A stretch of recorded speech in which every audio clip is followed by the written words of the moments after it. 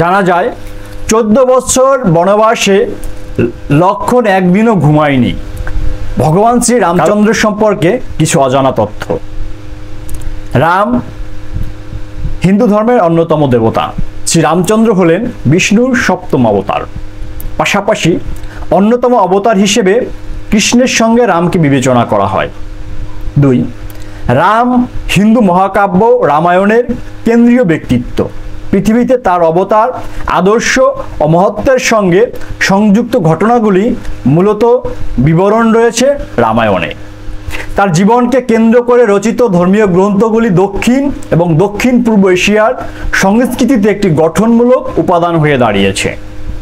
ভগবান রামের নাম দিয়েছিলেন এক বিশিষ্ট মহর্ষি, যিনি রঘু রাজবংশের গুরু ছিলেন। বিষ্ণুর সহস্র নামের মধ্যে 394তম স্থানে রয়েছেন ভগবান রামচন্দ্রের নাম। রামের মূল ভক্ত ছিল হনুমান, যিনি নিষ্ঠা এবং সঠিক কর্মের প্রতীক হিসেবে বিবেচিত। শ্রী রামচন্দ্রের স্ত্রী সীতাকে সিঁথিতে সিঁদুর পড়তে দেখে ভক্ত হনুমান তার কারণ জিজ্ঞাসা করলে সীতা জানান রামের দীর্ঘায়ু কামনাতেই তিনি সিঁথিতে সিঁদুর পড়েছেন। এরপর হনুমান তার রাম ভক্তিকে ব্যক্ত করতে সারা গায়ে সিঁদুর মাখতে শুরু করেন। সীতার স্বয়ংবর সভা চলাকালীন সময় ভগবান শ্রী রামচন্দ্র হরধনু অর্থাৎ শিবের ধনুকটি তুলেছিলেন এবং ভেঙেছিলেন। তবে এই ঘটনাটি কেবল তুলসীদাস রচিত রামায়ণে বর্ণিত রয়েছে। বাল্মীকি রচিত রামায়ণে এই সত্যটি প্রমাণিত নয়। জানা যায় যে ধনুকটি ভেঙে রাম সীতাকে জয় করেছিল। রামায়ণ থেকে জানা যায় সেই হরধনু নাকি সীতা তখন তুলতে পারতেন। ভগবান রামচন্দ্র যে ধনুকটি ব্যবহার করতেন তার নাম ছিল সারং।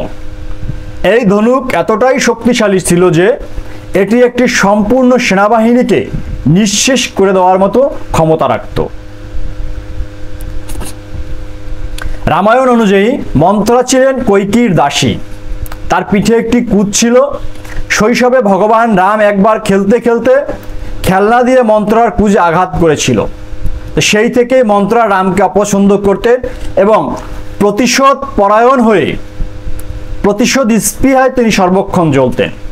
যখন রাজা দশরথ কৈকেয়ীর সেবায় সন্তুষ্ট হয়ে বর দিতে সম্মত হন, তখন কৈকেয়ী মন্থরার পরামর্শে যথাযথ সময়ে বর নেবেন এবং এ কথা দেন।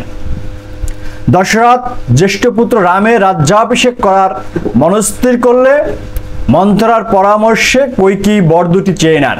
প্রথমটি হচ্ছেন রামের বদলে রাজা হবেন তার ছেলে ভরত, এবং দ্বিতীয়টি হচ্ছে রামকে 14 বৎসরের জন্য বনবাসে পাঠাতে হবে এবং এই পিতৃসত্য পালনের জন্য রামচন্দ্র বনবাসে গিয়েছিলেন। শ্রী রামচন্দ্র যখন বনবাসে গিয়েছিলেন তখন তার সঙ্গে সীতা, লক্ষ্মণ এরাও দুজন ছিলেন। জানা যায় 14 বছর বনবাসে লক্ষ্মণ একদিনও ঘুমায়নি, কারণ বনবাসে যাওয়ার আগে তিনি নিদ্রা দেবীর কাছে বর চেয়েছিলেন যাতে 14 বছর তার ঘুম না আসে।